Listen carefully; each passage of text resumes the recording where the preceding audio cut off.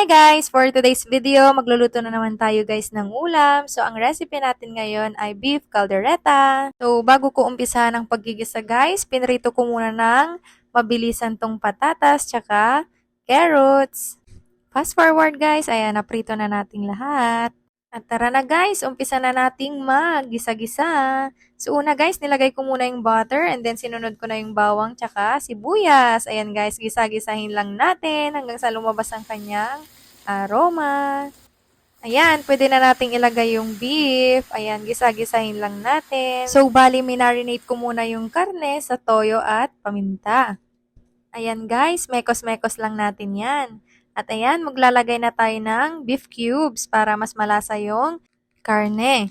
At ayan na nga guys, pwede na tayo maglagay ng tomato paste. Ayan, mekos-mekos lang natin ulit yan guys. Sunod naman, maglalagay na ako ng tubig para mas mapalambot pa natin tong karne kasi sobrang tigas niyan guys. So bali marami pala akong nailagay na tubig dyan bago ko napalambot ng husto. At ayan na nga guys, finally, lumambot na rin talaga yan. O, so pwede na tayong maglagay ng liver spread. At sa sobrang lakas ng apoy guys, ayan, nasunog yung lutuan natin. At ayan na nga guys, naglagay na rin pala ako ng peanut butter dyan, tsaka paminta.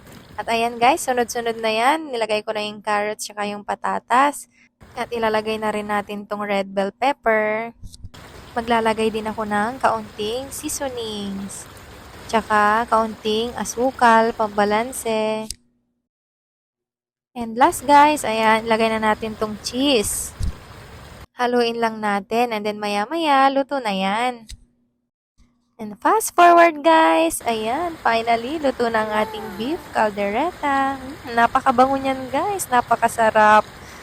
Try nyo na rin guys. Thank you for watching. Bye!